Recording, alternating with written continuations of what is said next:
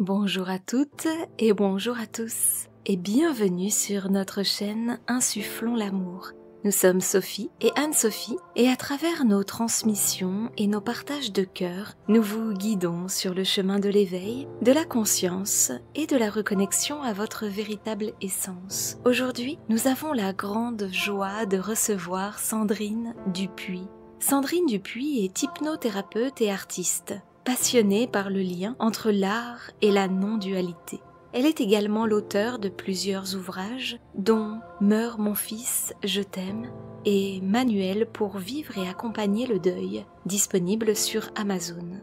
Un nouvel ouvrage concernant l'art est en préparation et la sortie en librairie est prévue pour le mois de février 2026. Sandrine invite à découvrir comment la création artistique peut devenir un chemin d'éveil, de transformation et de reconnexion à soi. Elle s'adresse particulièrement aux personnes résilientes, en quête de sens et de profondeur, et propose d'explorer l'art non seulement comme expression, mais aussi comme pratique intérieure, ouvrant à la contemplation, à l'émerveillement et à l'unité. Pour cela, elle a créé des programmes de transformation intérieure et reçoit aussi en séance individuelle. Elle propose également des interviews d'artistes explorant leur parcours et leur regard singulier sur l'art comme voie d'expression et de présence. Aujourd'hui, ce sont tous ces sujets que nous allons explorer, la non-dualité et l'art relié au chemin de conscience. Alors, installez-vous confortablement et entrons ensemble dans ce moment de partage riche en lumière et en authenticité. Allez, c'est parti. Bienvenue à toi, Sandrine. Eh bien, bonjour, bonsoir à tous et à toutes. On est vraiment ravis de pouvoir vous retrouver aujourd'hui pour ce tout nouvel interview, pour ce nouvel échange, pour ces nouveaux partages. Aujourd'hui, on est vraiment très heureuse d'accueillir Sandrine. Sandrine, on est vraiment très heureuse de t'accueillir aujourd'hui pour pouvoir échanger sur des sujets qui sont passionnants, qui nous tiennent aussi, nous, beaucoup à cœur. C'est vraiment un honneur de t'avoir avec nous aujourd'hui. Donc merci déjà d'avoir accueilli notre invitation et merci d'être là pour ce moment. Eh bien, écoute, c'est un honneur partagé parce que je suis ravie d'avoir découvert votre univers. Donc, bonjour Sophie, bonjour Anne-Sophie et bonjour à tous vos auditeurs. Merci vraiment beaucoup. Vraiment, c'est une grande joie quand on t'a rencontré et qu'on a commencé à se découvrir finalement, quand on a échangé un petit peu en amont de ce moment-là. Eh bien, ce qu'on a ressenti tout de suite chez toi, c'est une très belle présence d'âme, une très belle lumière, quelque chose qui vibre beaucoup avec nous, qui est cet espace du cœur qu'on sent très ouvert. Et donc, on est très touchés de pouvoir faire cette interview avec toi aujourd'hui.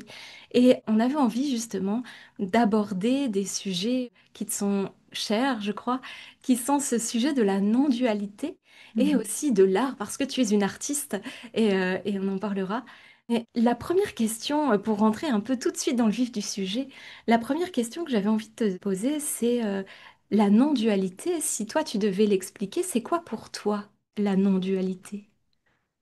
La non-dualité, c'est très simple, c'est le contraire d'unité.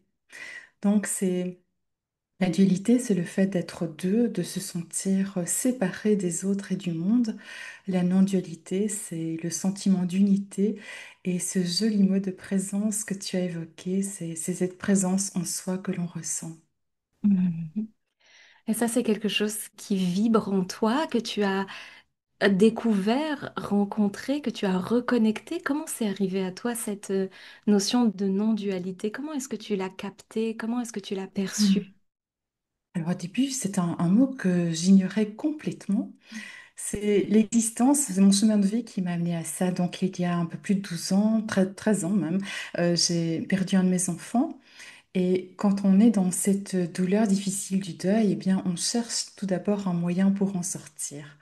Et donc, qu'est-ce qu'on fait? On se tourne vers tout ce qui pourrait nous aider. Donc, moi, je me suis tournée vers la lecture, euh, les conférences, tout ce que je pouvais trouver sur le monde de l'au-delà. J'avais déjà cette croyance qu'il y avait un au-delà. Et j'avais besoin finalement de me mettre du baume au cœur et donc tout ce qui était témoignage de cet ordre-là était bon pour moi. Et puis au fil de mes lectures, j'en suis venue à découvrir cette non-dualité. Alors au début, ça a été un bouleversement total parce que ça remettait en cause toutes mes croyances jusque-là. Ça allait tellement à l'encontre de tout ce que j'avais appris durant toute ma vie que j'ai été littéralement effondrée en découvrant cela. J'en ai pleuré toutes les larmes de mon corps tellement je sentais que c'était juste, ça résonnait en moi. Mais entre comprendre intellectuellement quelque chose et le vivre, il y a encore une marge. Et donc, ce chemin, ben, il a pris le temps qui lui était nécessaire jusqu'à ce que je puisse un jour déjà progresser dans cette compréhension, et dans cette intégration, ressentir de plus en plus le calme et la paix intérieure, cette paix qui est sous-jacente finalement à tout le reste parce que c'est le fondement de notre être. Nous sommes des êtres fondés sur la paix et l'amour, c'est la source d'où nous provenons. Et on peut s'y reconnecter en apprenant au départ et puis de plus en plus facilement.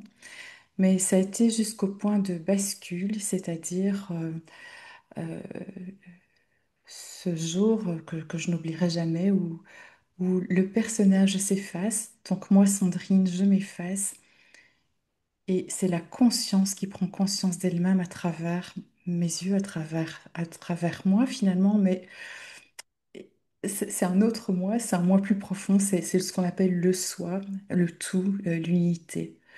Et la compréhension intellectuelle est devenue une compréhension beaucoup plus intégrée.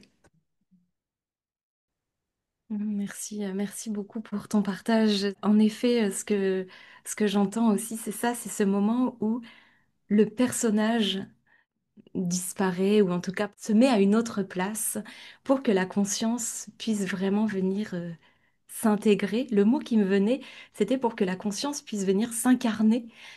Et voilà, du coup, je trouve que c'est intéressant parce qu'à la fois, il y a ce personnage qui se pose un peu ailleurs et la conscience qui s'incarne. Et en même temps, on parle toujours de Mhm. ce relien. Alors, je ne sais pas comment toi, tu entends ça, justement. C'est ça qui est intéressant. Mais la conscience, elle ne peut être nulle part ailleurs que là où nous nous trouvons. Elle est toujours là. On l'a toujours en soi. Ce qu'il y a, c'est qu'on ne s'en rend pas compte. Et pour prendre conscience de cette conscience, il faut absolument que le personnage disparaisse. Parce que le personnage, c'est ce qui fait qu'on se sent séparé des autres. Tant que je pense être Sandrine et que je vois les autres en face de moi comme étant des êtres séparés, ben, je ne peux pas être dans cet aspect non duel. Et c'est nécessaire à cette incarnation que nous vivons. On est venu expérimenter ça. On a choisi de venir expérimenter la séparation. Donc on ne peut pas faire autrement. Mais le fait, à un moment donné, de réaliser qu'on est à un autre niveau 1, ça nous permet d'avoir une vision de la vie, une vision des autres qui est complètement différente. Euh, ça ne dure pas tout le temps, hein, cet état d'esprit-là. Enfin, comment dire? Si, je peux m'y reconnecter très souvent, mais je veux dire que cette expérience en tant que telle, elle dure le temps d'un instant ou de quelques minutes. Et après, la vie telle qu'on la connaît tous, elle reprend ses droits quelque part. On revient dans cette vie terrestre. Mais ce qui a changé, ce n'est donc pas la vie comme elle se passe. On doit toujours faire ses courses, on doit toujours faire la vaisselle, on n'y coupe pas. Mais c'est la vision de la vie qui change. Et si j'avais déjà atteint un niveau de paix intérieure qui était vraiment profond, ce truc en plus a ôté les peurs que je pouvais encore avoir par rapport à la vie. Pas, pas non plus toutes les peurs, hein. S'il y a un chien qui aboie à côté de moi et que ça me surprend, bien sûr, je peux avoir peur. Bien sûr que si une voiture passe et qu'il y a un enfant qui traverse, je vais être très effrayée et avoir cette envie de le rattraper. Donc ces peurs-là, qui sont des peurs liées à la vie, bon ben elles sont normales. Mais je parle plutôt des peurs qui nous empêchent de réaliser des choses, toutes ces peurs qui sont un peu des formes d'auto-sabotage. Ça a sauté. Et j'ai une confiance absolue en la vie, en ce qu'elle me réserve. Ça ne veut pas dire que tout est toujours rose et violette, mais ça veut dire que c'est comme ça et que je l'accepte. Voilà. C'est c'est vraiment très beau ce que tu amènes avec tant de simplicité.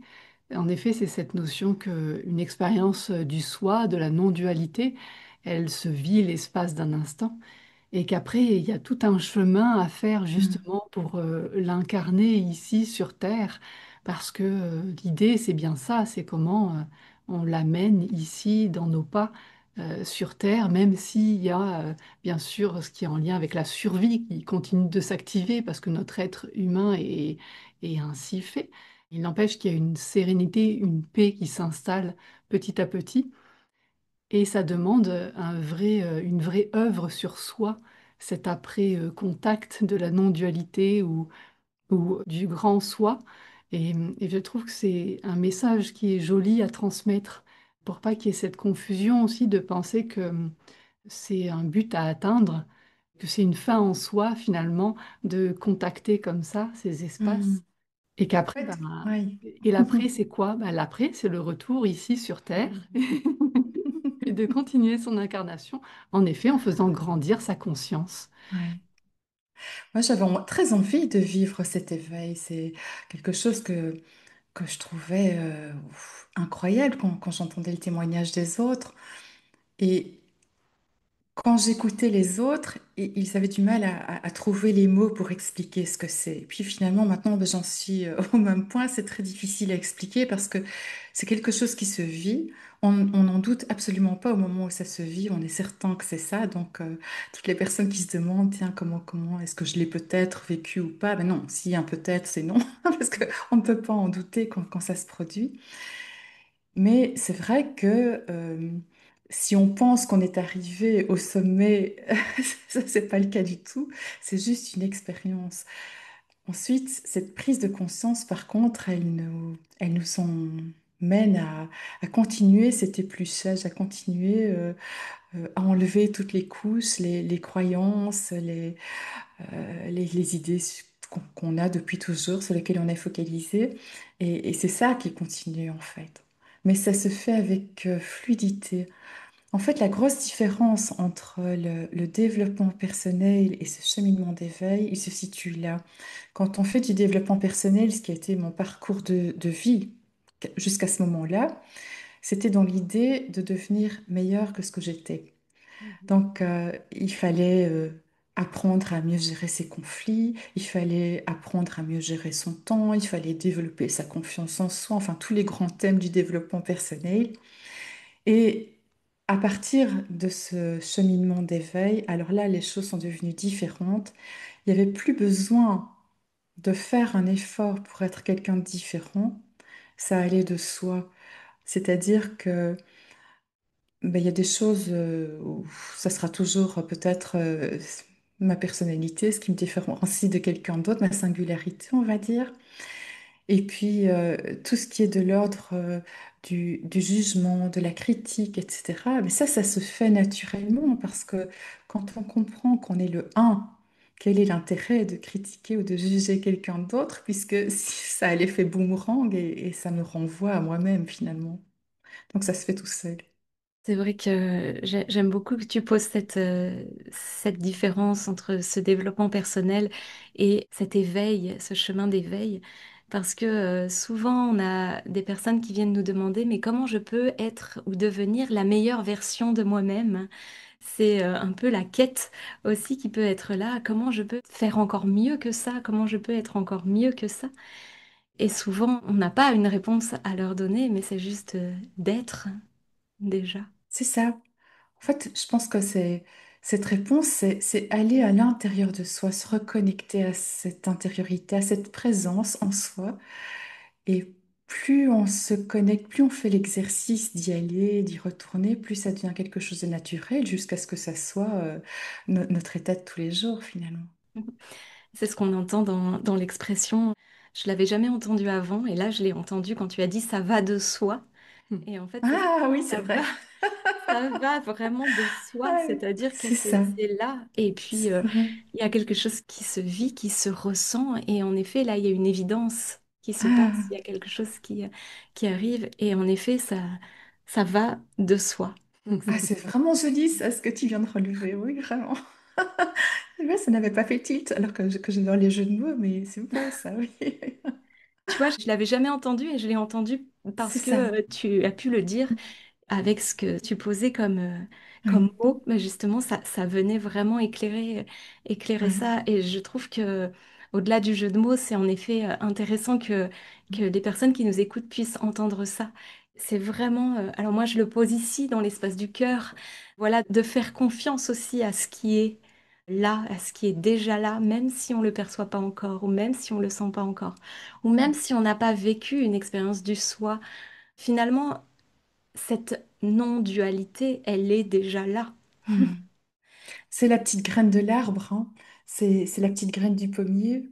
Si tu ouvres la graine, tu ne vois rien du tout, et pourtant elle contient tout le potentiel de l'arbre et des futurs fruits. Tout est là. Mm. Hmm. Mm. C'est ça, tout est vraiment là et je trouve que c'est toujours intéressant de le redéposer, de le redire et le ramener à la conscience parce que ça amène finalement un petit peu à refaire pétiller l'étincelle, je trouve. Oui, oui, L'étincelle de foi qui peut être là et qu'on sent. Euh, C'est vrai que cette non-dualité, c'est vraiment, comme tu le disais, c'est une expérience qui est vivante, c'est pas un concept du mental. Et en effet, on se pose pas la question de savoir est-ce que je l'ai vécu, je l'ai pas vécu. Quand c'est vécu, c'est juste là, c'est du vivant. C'est pas le mental qui agit dessus et qui analyse. Et, hum, et c'est vraiment, c'est fort ce moment où on comprend dedans, en conscience, que la séparation, c'est une illusion. Que c'est là, ça. on a une enveloppe qui nous est prêtée le temps d'une vie sur Terre et qu'en réalité, on est bien plus vaste que ce personnage qu'on joue, ce jeu, cet ego qui se joue et que il y a vraiment cette notion d'appréhender en soi qu'il n'y a pas le moi et l'autre, qu'il n'y a pas l'intérieur et l'extérieur, qu'il n'y a pas de lumière ou d'ombre, que tout ça, c'est juste un grand tout, c'est une essence commune. Et, Hmm. mais comme tu le disais, ça permet d'amener ces concepts de plus avoir besoin de comparer ou de juger ou de critiquer. Et ça, c'est vrai que c'est tous les mécanismes du mental. Il est conçu comme ça. C'est son grand pouvoir ici sur Terre. C'est un attribut divin qui nous est donné ici sur Terre. Et ces expériences de non-dualité, ça ouvre, ça ouvre tout ça. Et ça permet aussi, je trouve que c'est important de l'amener, ça permet aussi de vivre en conscience son humanité. Justement, c'est comme ça qu'on peut incarner vraiment pleinement ce divin dans son humain, en ayant finalement, on sait ce qu'il en est, et En fait, pourtant, hmm, on l'incarne. il y a des gens qui pensent que ce sont des perchés, ceux qui vivent la non-dualité, parce que surtout, ben non, on voit bien qu'on est deux, donc ça paraît bizarre. Pour bien comprendre ce que c'est, quand on vit cette expérience, tout devient un dans l'idée que les choses se fondent les unes dans les autres. On voit les gens, on voit le tapis, on voit le mur, on voit tout qui se fond l'un dans l'autre. Et puis tout disparaît. C'est noir. Ou même, je dirais même, on ne sait même pas si c'est noir ou blanc, il n'y a plus rien. Il n'y a rien. Tout disparaît. Et ensuite, l'image, elle se reconstruit. En tout cas, c'est ce que j'ai vu. Donc, comme des pixels qui reconstruisent l'image. Et à ce moment-là, j'ai vraiment réalisé que quand on dit que le monde est une illusion, c'était pas juste une image, c'était vraiment ça. J'ai réalisé que tout ce que je vois est une projection de mon esprit. Et c'est pour ça qu'on ne peut plus alors être dans la critique ou le jugement, parce qu'en fait, il n'y a que moi. Il n'y a que moi et ce que je projette. Mais ça ne dure qu'un instant, cette vision-là. Après, on revient dans cette forme d'illusion ou de rêve dans lequel on est. Et à nouveau, on se retrouve confronté aux autres. Le mur est bien un mur. Et on ne peut pas vivre dans cette non-dualité, comment dire, dans la forme. Parce que si je veux traverser la porte sans l'ouvrir, je vais me faire une bosse. Ça, c'est sûr, quoi. D'accord? Donc, il y a entre ce qui a été vu, compris, et puis l'expérience en elle-même qui continue de la même manière. Je trouve ça passionnant la manière dont tu l'expliques et dont tu l'exprimes. En effet, c'est la question qui me venait, même si j'ai peut-être une réponse, mais est-ce que la non-dualité, selon toi, permet de transcender la souffrance? Ah, très belle question. Alors, au début, je te disais, j'ai cherché toutes les manières de ne plus souffrir de la perte de mon fils. Et puis, chemin faisant, donc, il y a eu tout cet éveil. Et là, on se rend compte que c'est pas la bonne question, en fait. Mhm. C'est pas le fait de souffrir ou de ne pas souffrir, c'est voir l'illusion de ce monde et voir que c'est secondaire, ce n'est pas si important que ça. Et aussi, euh, c'est être dans l'acceptation justement de ce qui est. Alors, ça ne veut pas dire qu'on doit être résigné et accepter tous les malheurs du monde sans rien faire, c'est pas ça non plus. Mais ça veut dire que les faits sont, tels qu'ils se présentent à nous. Par exemple, tout à l'heure, je devais avoir un rendez-vous avec une personne et elle m'écrit un petit mot et elle me dit, je suis vraiment désolée, mais je dois annuler, j'ai un problème familial. Ben, c'est ces circonstances. Elle l'a pas cherché, ce problème, il est là. Donc quand il est là, ben, il faut agir. Donc par rapport à cette difficulté familiale qu'elle a, elle n'avait qu'une chose à faire, c'était d'annuler ce rendez-vous parce que son problème à résoudre passait avant. Et ça, on ne peut pas le prévoir. On ne sait pas, ni vous ni moi, ce qui va se passer une heure après cette interview, on n'en sait rien. Donc, forcément, on doit conjuguer avec les événements tels qu'ils se présentent à nous. Et la souffrance, eh bien, c'est quelque chose qui fait partie de la vie. Alors, parfois, ça arrive. C'est pas parce qu'on est dans la non-dualité, justement, qu'on va plus tordre le pied ou qu'on ne va pas avoir mal au ventre parce qu'on a mangé un truc qui n'était pas bon. Tout peut toujours arriver. La différence, c'est qu'on a plus vite le recul par rapport aux événements. Par exemple, euh, ça, c'est un truc qui m'arrive tout le temps.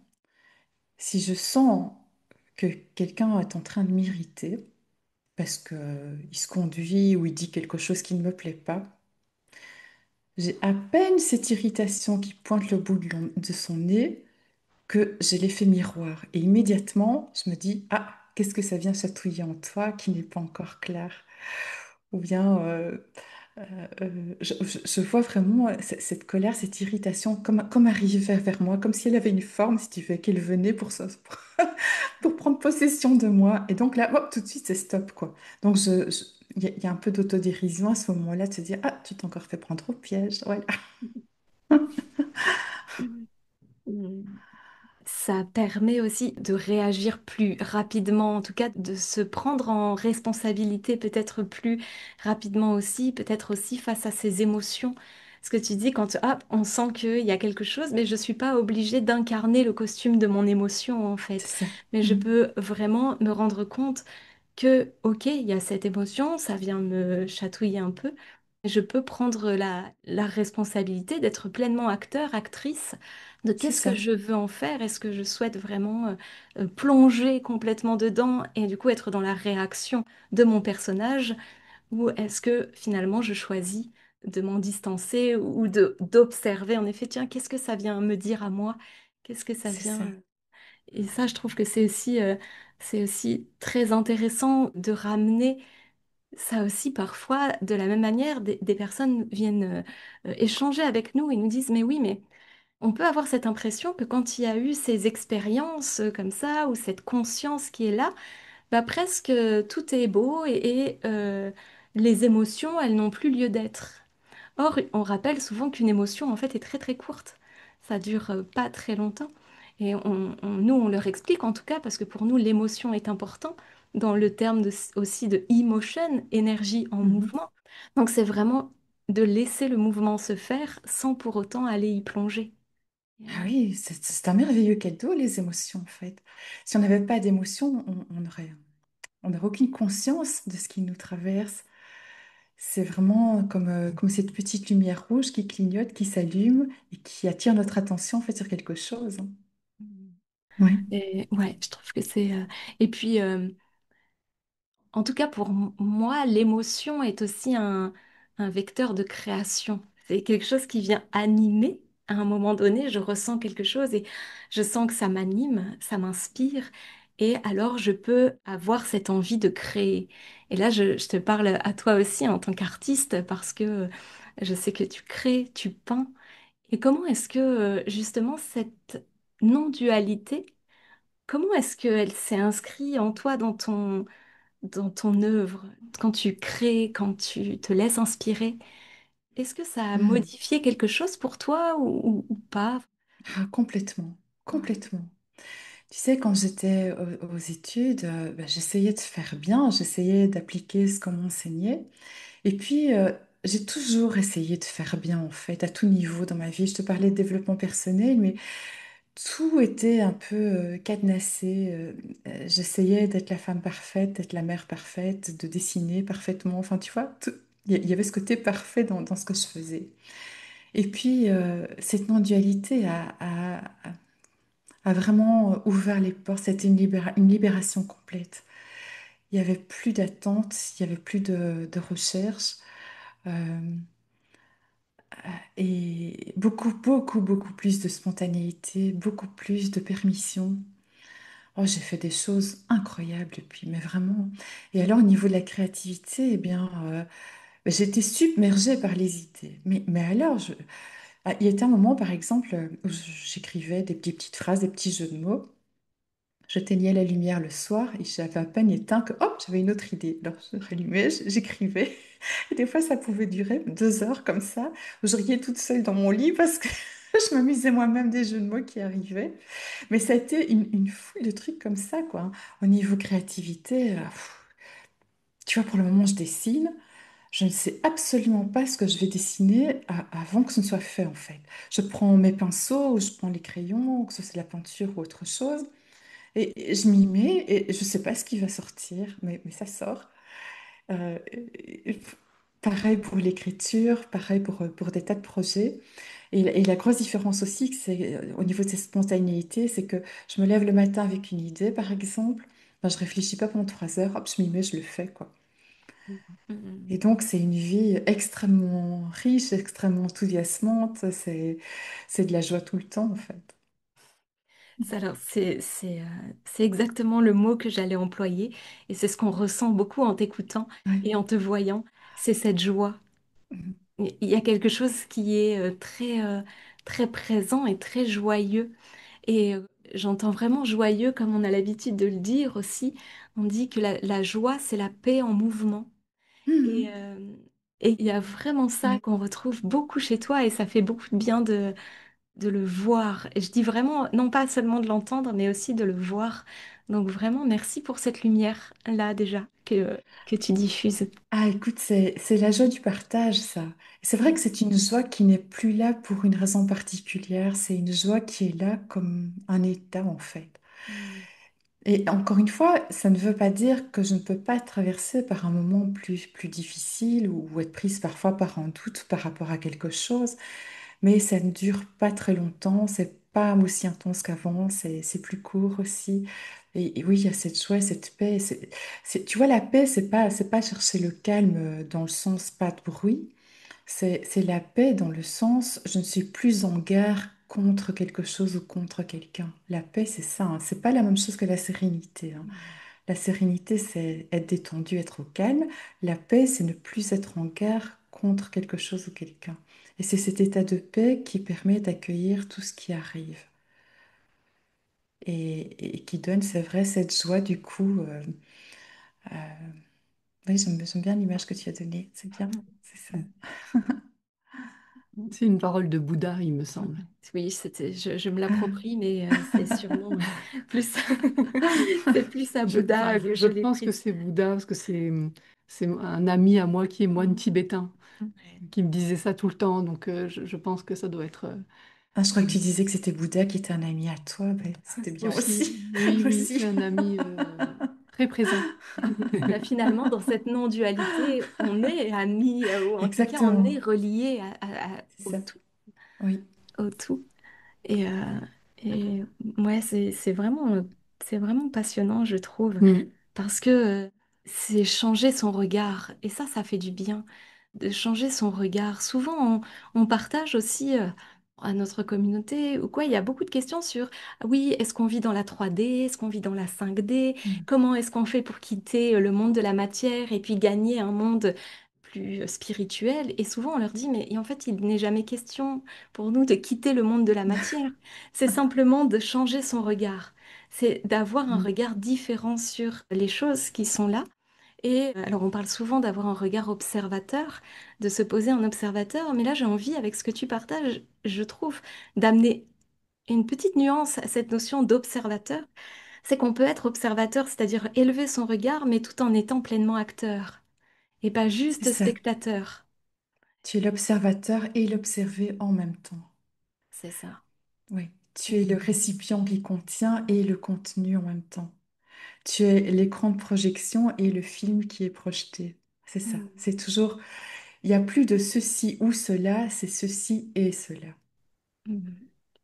Et finalement, est-ce que on sort pas du faire justement pour être pleinement, du faire humain et d'investir pleinement son être humain aussi? Euh, oui. Il y a souvent eu des trucs aussi que j'ai entendus entre, je vais revenir à ton faire, mais entre avoir et être. On dit que c'est mieux d'être que d'avoir.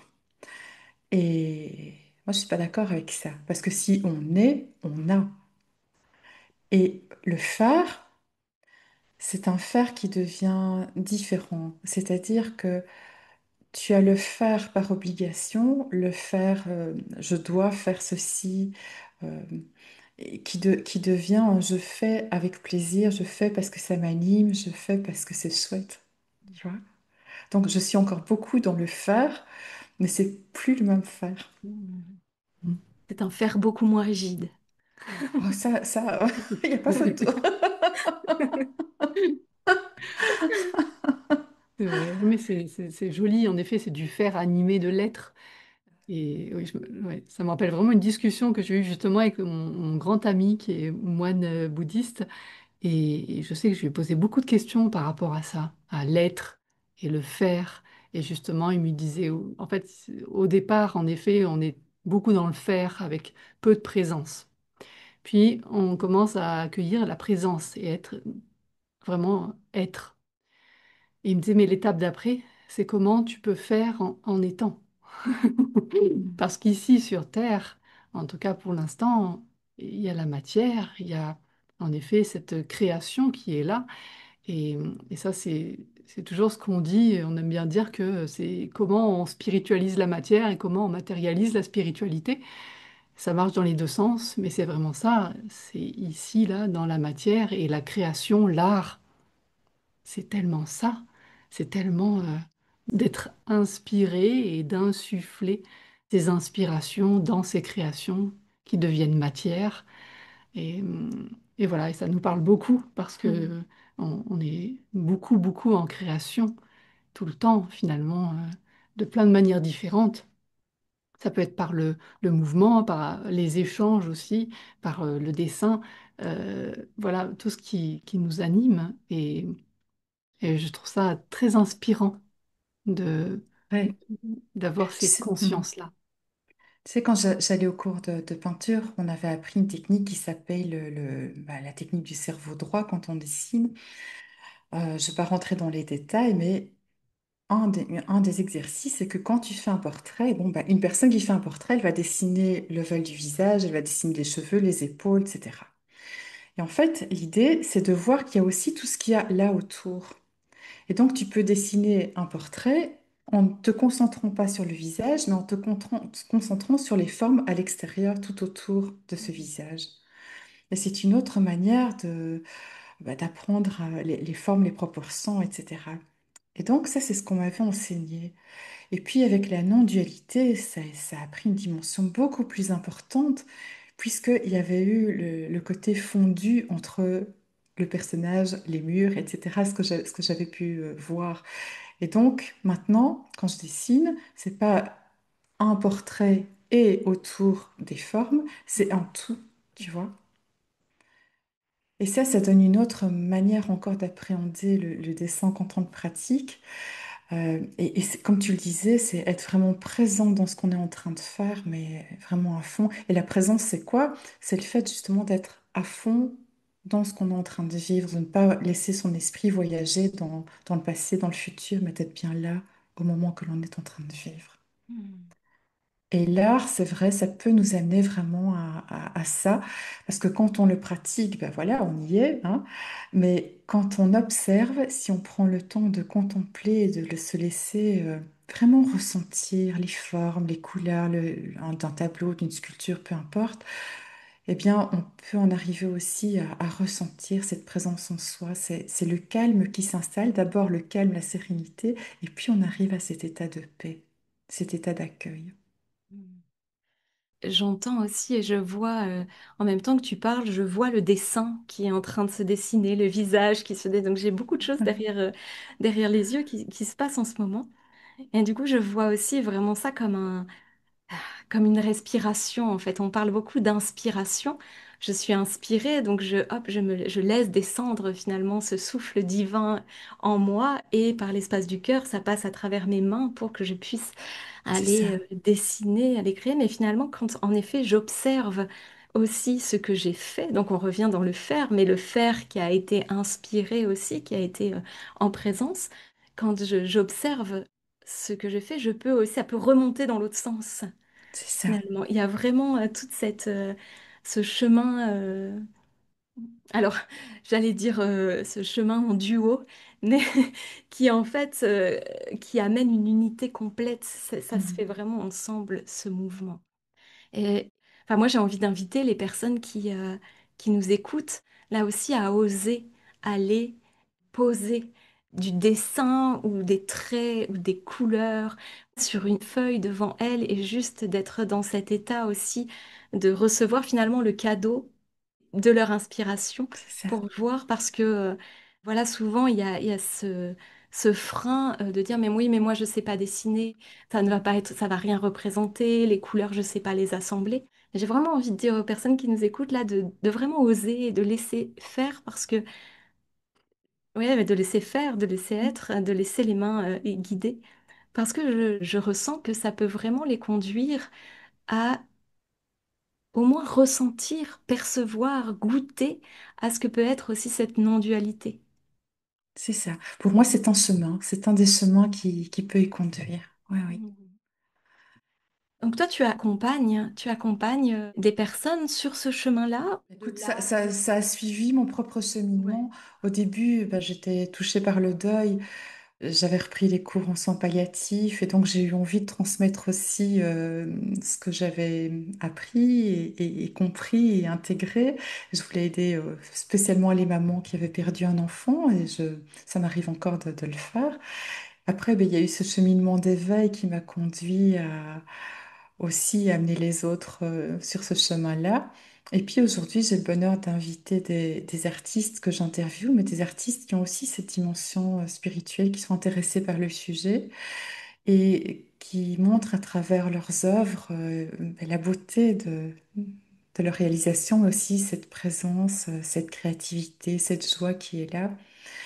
Et donc, si tu veux, moi, je suis quelqu'un qui s'ennuie. Si je fais tout le temps la même chose, c'est pas possible pour moi. Donc, j'ai besoin de varier mes activités.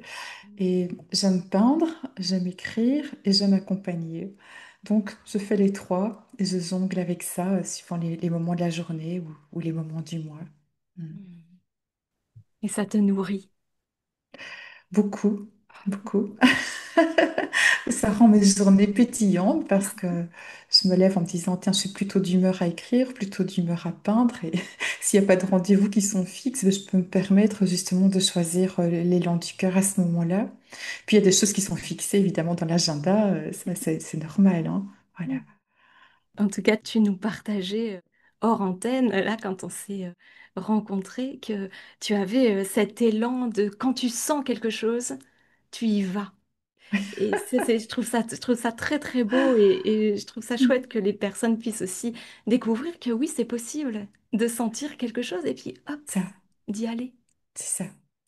Ça ne veut pas dire faire tout et n'importe quoi, hein. Comment dire ça? C'est une belle question, ça, hein. Euh, c'est pas, voilà, c'est pas envoyer tout balader parce qu'on en a marre d'eux pour faire quelque chose. C'est pas ça. C'est être dans un état d'esprit où on est tellement bien qu'on s'autorise à. C'est pas la même chose. Tu vois, c'est pas quitter son conjoint ou quitter son pays sur un coup de tête parce que ça ne va plus. C'est parce qu'on se sent bien avoir cette audace de faire autre chose. Voilà. Mm. C'est très différent, ça. Et c'est super de l'entendre aussi parce que voilà, on entend que oui, le changement et l'action peut se mettre complètement en place parce que ça va bien Ça. et qu'on n'est pas obligé d'être dans une période de chaos pour pouvoir mettre du changement en place. Le fait d'être aligné, de se sentir bien et de s'offrir aussi cette paix qui est là, mais ça ouvre aussi la Ouais. possibilité Mm. de, de créer finalement ce qu'on a envie de créer. Et c'est très important, en fait, ce que tu dis là. C'est même extrêmement important. Tu sais, dans l'accompagnement du deuil, par exemple, euh, c'est un conseil qui revient souvent, ça, je dis aux personnes, surtout, ne vendez pas votre maison maintenant, surtout, ne faites pas des choses importantes là tout de suite. Prenez le temps de laisser les émotions s'apaiser, parce que sous le coup de l'émotion, dans le chaos, comme tu dis, on peut faire des choix qui sont complètement faussés. Parce que justement, on est sous le coup des émotions et c'est pas bon de prendre des décisions à ce moment-là, des décisions importantes. Il vaut mieux laisser le calme revenir. Tu sais, c'est un peu comme l'eau et la terre, hein. Si tu remues tout ça, c'est très difficile de trouver un objet qui est perdu dans une mare de boue, hein. Par contre, quand on laisse la terre redescendre et l'eau se calmer, eh bien, il y a une fable, je sais plus comment ça s'appelle, mais qui raconte un peu une histoire comme ça. Et là, on retrouve très facilement ce qu'on a perdu. Eh bien, avec les émotions, les pensées, les décisions, c'est un petit peu la même chose. Il faut les prendre quand on est au calme. Mm. Hmm. Pour les personnes qui nous écoutent là et qui peut-être, parce que j'entends les questions qui peuvent arriver, et qui peuvent dire waouh, c'est chouette cette joie, c'est chouette d'avoir connecté justement cette conscience, cette non-dualité, de relier ça aussi à l'art, de se laisser aller et peut-être cette personne est là et se dire mais comment moi je peux faire? Hmm. Comment je peux faire pour au moins commencer à goûter ça? Est-ce que toi, tu aurais quelque chose à leur dire? Ouais, il y a une mauvaise et il y a une bonne nouvelle. Alors, je vais commencer par la mauvaise. On fait souvent comme ça. La mauvaise, c'est que ce basculement de l'éveil, il se produit quand il se produit et on ne peut pas le prévoir et on ne peut rien faire pour que ça se produise. Ça se produit quand ça se produit. Il n'y a personne qui a une baguette magique pour ça. La bonne nouvelle, c'est que l'éveil, c'est quelque chose qui s'apprend. Donc le basculement lui-même, peut-être pas, mais l'éveil, oui, ça s'apprend. Et ça s'apprend comment? Eh bien, au départ, avec des pratiques, des exercices, des manières de penser qu'on va un petit peu retourner. On va à la manière du coach ou du thérapeute aller appuyer ou poser les bonnes questions pour amener les autres sur ce chemin-là. Et à force de s'investir là-dedans, de pratiquer, eh bien, les changements, ils surviennent. On ne peut que l'observer. Donc, bien sûr que ça s'apprend. Maintenant, il faut s'en donner un petit peu le temps. Et on est à une époque où tout doit toujours aller vite. Et parfois, les gens, ils voudraient que, en une heure, on chamboule tout leur passé, alors que ça fait 50 ou 60 ans qu'ils traînent les mêmes boulets aux pieds, quoi. Donc, des fois, il faut se donner un petit peu de temps aussi. Et c'est la régularité, l'application qui vont faire que le changement arrive. Mais je peux vraiment vous promettre que une demi-heure tous les jours pendant 2, 3 mois, le changement, il est là, hein. Ça ne veut pas dire qu'on a fini, parce que ce chemin, il va continuer toute la vie, hein. Mais le changement, il arrive. Et il ne faut pas attendre 5 ans avant de commencer à voir les effets, hein. 2 ou 3 mois, même quelques semaines, ça y est déjà, on voit la différence, quoi. Mais il faut s'y mettre. Et Mm. ça, il n'y a personne qui peut le faire à la place de quelqu'un d'autre. Mm. Et ça, quelles que soient les approches d'ailleurs, et même si on se fait accompagner, le seul acteur, c'est soi-même. Ça, C'est ça. c'est vraiment Mhm. important. Et comme tu le dis aussi, je pense que c'est important au bout de quelques mois déjà d'oser regarder derrière pour percevoir les petits changements, parce que souvent, et nous, je sais, on fait beaucoup ça en séance, on observe que les personnes ne voient pas. Finalement, elles ont la tête dans le guidon, elles continuent d'avancer, et nous, on prend le temps d'arrêter un petit peu Mm. et de dire, mais est-ce que vous voyez là Mhm. déjà tout ce que vous avez fait? Ah bah Oui, non, je suis pas encore, voilà, je tiens pas encore en méditation une demi-heure. Non mais, ok, mais il y a juste 6 mois, vous faisiez pas de méditation. Mhm. Donc déjà, il y a quelque chose qui se passe. Et ça, c'est important. On dit toujours, nous, il faut fêter. Mm. Fêter toutes les petites choses qu'on remarque. Non, aujourd'hui, je sais pas, j'ai réalisé telle chose, je me suis sentie bien, j'ai parlé à une personne, j'ai souri à une inconnue. On fête, on se félicite, on dit waouh, c'est beau, ça s'ouvre. Et, et c'est vraiment ça, c'est toutes les petites ouvertures, tous les petits pétales qui s'ouvrent au fur et à mesure. Il faut les féliciter et leur dire oh, mais bienvenue, oui. bienvenue. Et c'est tellement beau. Et on dit toujours ça, qu'on a cette chance, nous, de voir, quand on a des personnes en face de nous, on a cette chance de voir leur beauté, alors Mm. qu'elles perçoivent encore si peu d'elles-mêmes. Et nous, on voit et on leur dit, c'est tellement beau, tellement beau. Ah, on en revient Je- à cette vision. Mhm. Changer son regard, oui. Mm. C'est Ouais. ça, c'est exactement ça, changer son regard. Finalement, on peut utiliser ces termes de non-dualité, de position méta, d'observateur. Bien sûr, chaque chose a sa nuance et a son apport, mais ce que j'entends, c'est important de changer son regard, en fait, d'oser changer son Oui. regard. Oui, tu fais bien de souligner que les mots sont très secondaires. En fait, Euh, les mots sont des symboles en eux-mêmes. Mhm. Donc, ils ne peuvent qu'exprimer quelque chose qu'on le ressent, qu'on voit ou qu'on entend, mais sans être vraiment ça. Et donc, c'est subtil, toutes les définitions que l'on donne aux choses. Et je pense qu'il ne faut pas être trop dans l'étiquetage et être plus dans l'accueil de ce qui est finalement, qui se passe de mots, qui fait appel à ce que l'on ressent, et à ce que l'on est. Mm. Mhm. C'est ça, c'est ça. Et j'ai envie de dire aux personnes qui nous écoutent, là, à vous qui nous écoutez, de vraiment écouter comment ça vibre, en fait. Comment ça vibre pour vous, au-delà des paroles, mais vraiment je vais parler d'énergie, mais de cette énergie qui est en train de circuler parce que depuis qu'on a commencé cette interview, moi j'ai derrière, enfin j'ai les yeux ouverts, mais je vois plein de couleurs, je vois plein de pétillements autour, je vois comme un joli dessin qui est en train de se créer. Et finalement, c'est à toutes ces petites choses-là qu'il est intéressant de faire attention, enfin de prêter attention. Faire attention, c'est pas, mais de prêter son attention à ça, son regard à ça, pour se laisser surprendre, se laisser ressentir, voilà, se laisser sortir aussi de ce qui est bien connu et puis bien dans le carcan de c'est comme ça, ou même la spiritualité, c'est comme ça, l'éveil de conscience, c'est comme ça. Et puis si tu Oui. rentres pas bien dans cette case-là, bah c'est que t'es un peu à côté et tout. Mais en fait, non, c'est À tellement côté beau. de quoi? Oui, c'est ça. Alors c'est ça en plus, à côté de quoi?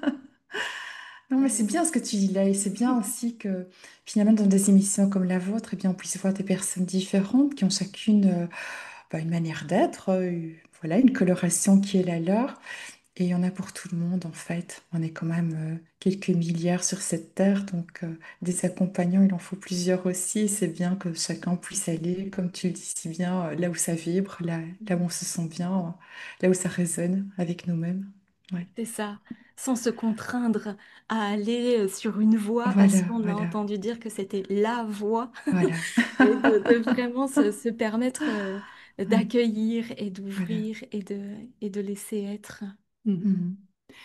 Dans tes créations, Mhm. Oui, euh, tu dirais que c'est tes créations finalement, ce qui se dépose là sur ton support, est-ce que c'est un langage de ton âme qui est là ou qui peut être là? oui, oui, puisque c'est ce qui survient. C'est plus contrôlé comme ce que je faisais avant. Avant, c'était ma tête, c'était mon mental qui décidait, tandis que maintenant, ça se dessine, ça vient, c'est différent. Vraiment, vraiment très différent. Mhm. Ouais. Et c'est tellement plus simple. Je dois pas me casser la tête, ça vient tout seul. Et, et tes dessins, les personnes vont le savoir. J'entends leurs questions. C'est les miennes un peu aussi. Elles vont me dire, mais où est-ce qu'on peut les voir, tes dessins? Est-ce qu'on peut les voir? Est-ce que c'est des dessins que tu fais que pour toi? Ou est-ce que c'est des dessins que tu utilises peut-être dans tes accompagnements ou dans des livres ou dans... Écoute, j'ai un site internet sur lequel il y a tout.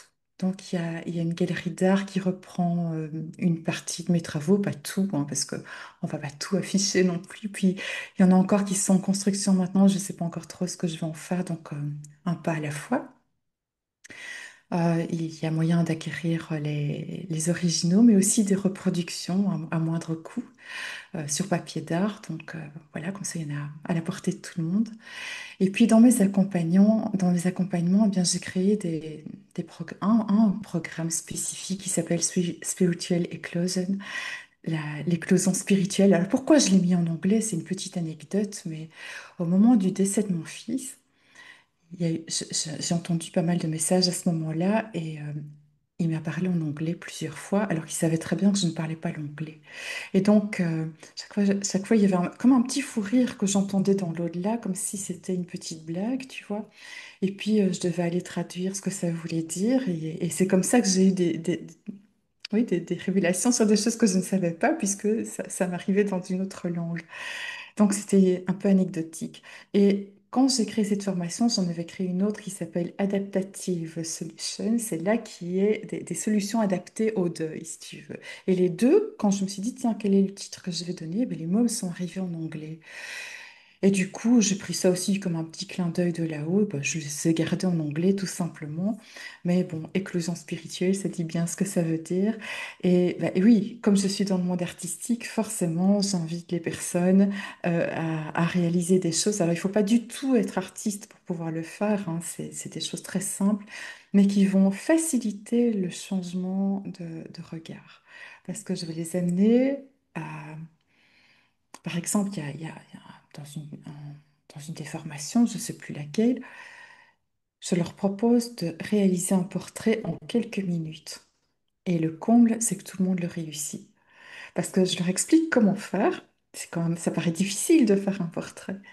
Mais on va le faire autrement que ce qui est enseigné d'habitude. Et ça va avec une telle facilité que eux-mêmes, quand ils regardent leur dessin, ben, ils n'en reviennent pas. Ils sont étonnés d'avoir réussi à faire ça, tu vois. Il y a des gens qui n'avaient jamais, jamais, jamais dessiné de leur vie.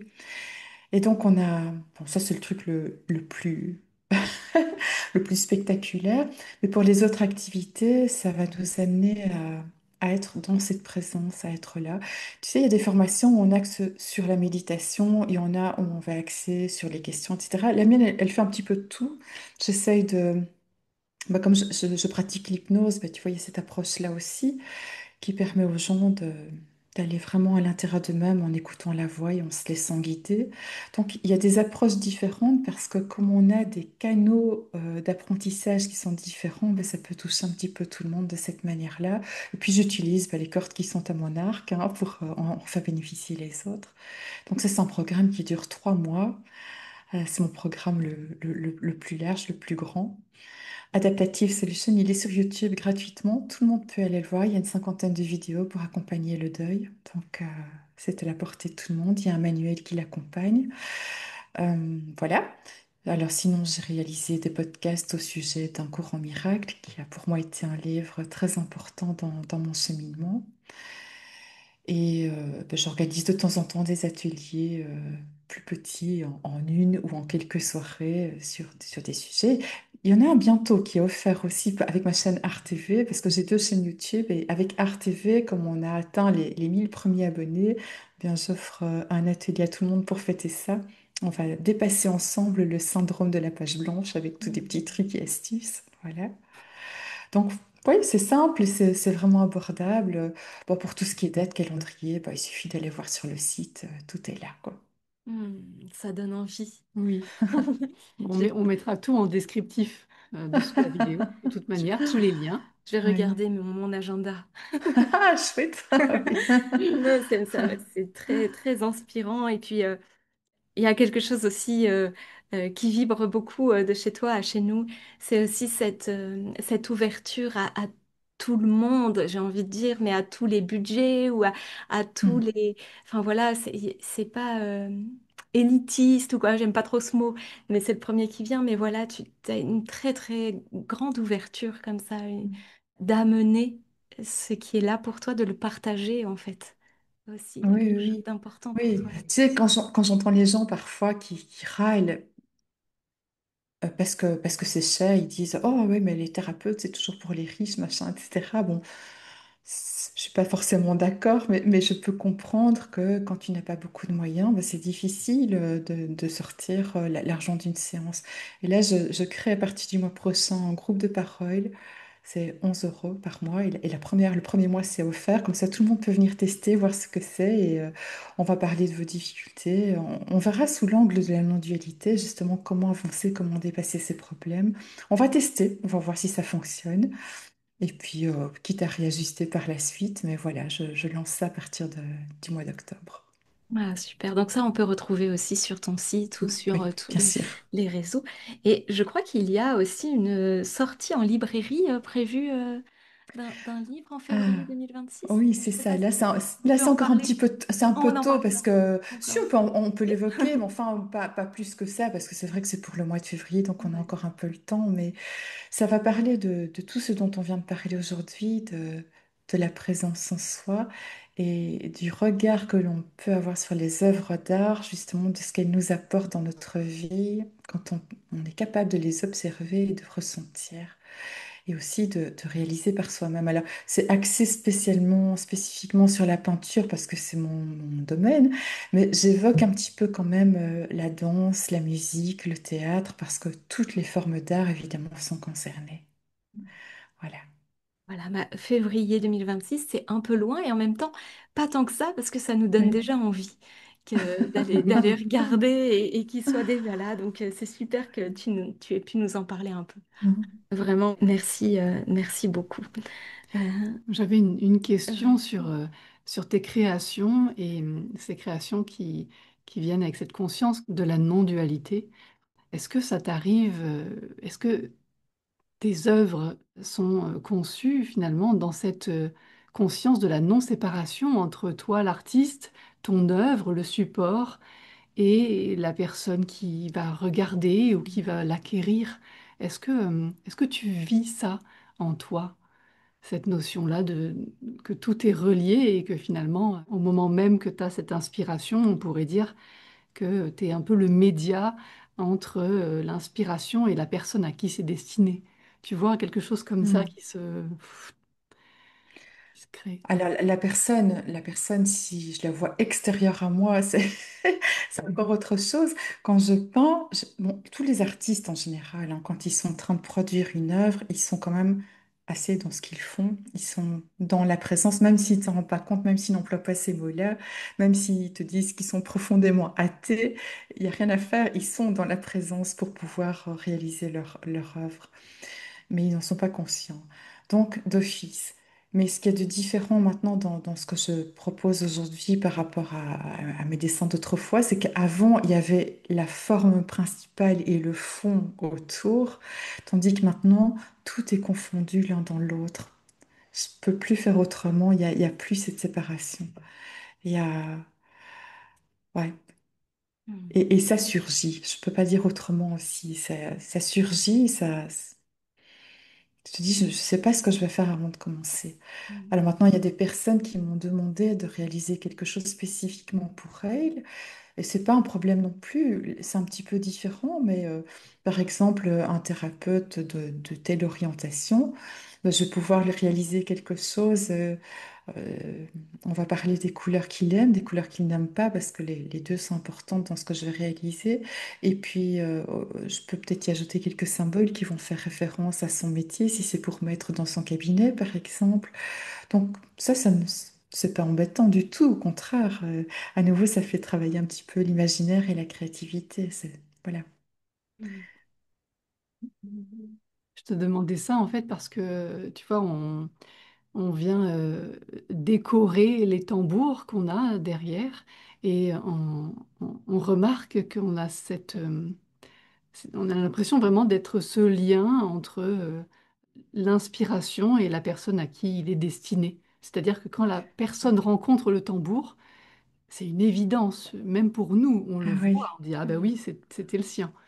ah Et tu vois, il y oui, a vraiment oui, oui, ça je comprends. Oui, ce oui, oui, oui, mouvement-là qui oui, se oui. fait et c'est juste magnifique parce que c'est des occasions très simples de voir la vie circuler. C'est vraiment ça, c'est comme si on pouvait voir ce flux de vie qui circule en nous, en tous. Ah oui, mais je l'ai vécu une fois, ça. Une fois avec. Là, c'était moi l'acheteuse, tu vois. Je rentre dans une boutique et c'était des magnifiques, tu sais, des très grands coquillages gravés dans des tons bruns. Ah, c'était d'une beauté incroyable. Et j'en prends un et c'était une divinité hindoue. Et vraiment, j'adore celui-là. Je me dis, ah, celui-là. Et la vendeuse me regarde, on se regarde toutes les deux, et en se regardant, les larmes nous montent aux yeux l'une et l'autre. On ne se connaissait pas, hein. Et il me dit, oui, celui-là, et il m'explique ce qu'est la divinité, et c'était la divinité de la compassion.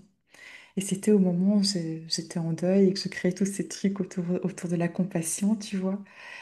Donc, ça me parlait, évidemment. Et puis, vraiment, on a les larmes qui ont coulé, on s'est serré les bras, dans les bras l'une l'autre. C'est fou, quoi. Une femme que je n'ai jamais revue par la suite, parce que c'était pas du tout ma région. Mais il y a eu ce moment de connexion incroyable. Et elle m'a dit, oui, il est pour vous. Et voilà, c'était beau, quoi. C'était très beau. Mm. Mhm. C'est très très beau.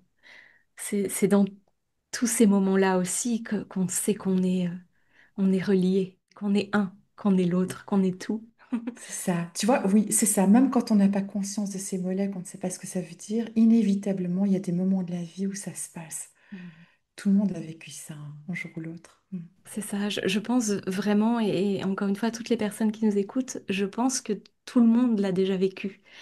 Mais sans cette conscience, sans ce regard, sans cette C'est ça. observation, du coup, la sensation de passer à côté. Je pense que le corps, lui, l'âme, elle sait, elle tient, elle a la mémoire de ce vécu-là. Et, et du coup, pour revenir à ce qu'on disait tout à l'heure, bah, cette reliance, quand elle est là, ça va de soi. Ouais. C'est là et ça y va.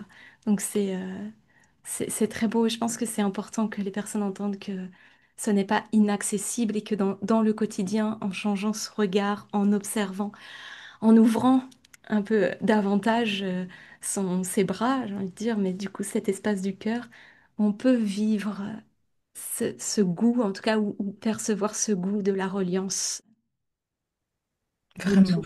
Oui, vraiment. C'est vrai. Ça Mm. s'apprend. C'est ça, ça s'apprend. Et on n'a pas rebondi tout à l'heure sur ce que tu partageais aussi, mais comme tu le disais, c'est un peu de l'entraînement. C'est-à-dire que, Oui.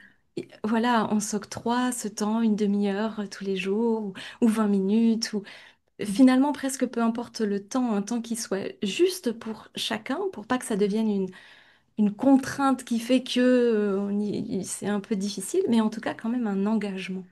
Et, et à partir du moment où l'engagement est là et que il y a ce souhait d'aller, bah, en effet, ça va tout seul. Mm. Les portes s'ouvrent. C'est ça. Euh, Oui.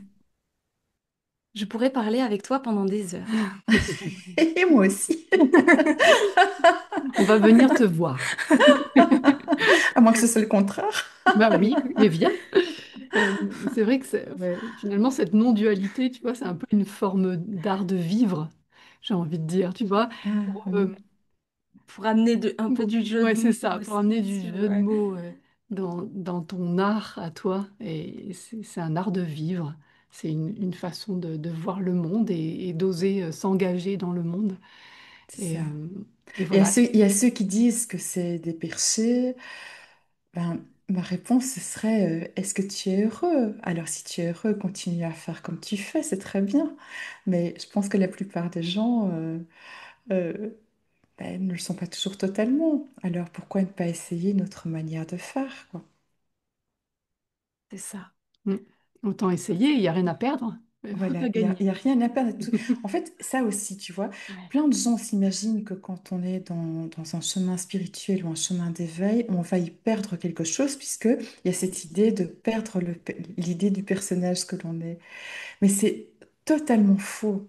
En fait, on ne perd rien du tout, on gagne. On gagne de la légèreté, on gagne de la liberté, on gagne plein de trucs en fait. Il ne faut pas changer nécessairement sa vie. Si à un moment donné on décide de changer quelque chose, bah, ça viendra au moment où, voilà, où on a envie de changer, comme on change du papier peint chez soi. Bah, oui, pourquoi pas. Mais c'est pas une nécessité. On peut maintenir le couple, la famille que l'on a, on peut maintenir le travail que l'on a, on peut continuer à habiter dans la même région et avoir les mêmes activités. C'est juste le regard qui va devenir différent et qui va nous permettre d'appréhender les choses autrement. Et justement, leur donner plus de légèreté et moins d'anxiété, moins d'angoisse, moins de tracas. Voilà, c'est ça qui va s'estomper. Donc ça, qui est-ce qui n'a pas envie d'être moins anxieux, hein? C'est vrai. Comme on dit souvent, c'est extrêmement simple. Ça n'est pas facile, peut-être, mais c'est extrêmement simple. C'est ça. Je sais que les personnes qui nous écoutent nous ont souvent entendu dire ça. Mm. Parfois peut-être avec cette petite résistance de dire, oh bah oui, mais bon, quand même, c'est... Mais en fait, non, c'est extrêmement C'est simple. extrêmement simple. Quand on parle de respiration, bah, tout le monde comprend très vite c'est quoi respirer calmement et profondément. Ce qui est difficile, c'est de le faire. Et de ne pas se dire, ah, j'ai pas le temps, ah, je dois aller chercher ma fille à l'école, ah, j'ai ceci ou cela à faire, et de se dire, non, non, j'arrête, et là, 10 minutes, c'est pour moi, je le fais. C'est ça qui est difficile. C'est rien de plus que ça. Donc transcender ça. Voilà. Faites, allez-y. Bon, je suis toujours gardienne un peu du temps, je vois l'heure qui déroule, même si j'aurais encore une fois vraiment envie de continuer à échanger, à partager avec toi. Juste avant, peut-être que, enfin pour terminer, en tout cas ce moment, qu'est-ce que toi tu aurais envie de dire aux personnes qui nous écoutent? Là, est-ce que tu as un message que tu aurais envie de faire Tu sais passer? quoi? C'est la question que je pose à tous mes invités, puis j'ai oublié de préparer la mienne. Donc, Spontanément. voilà, je me laisse surprendre comme tout le monde. Écoute, je pense qu'il faut aimer cette vie, aimer ce qu'elle nous propose. euh, et juste avoir ce petit désir, c'est le départ du changement.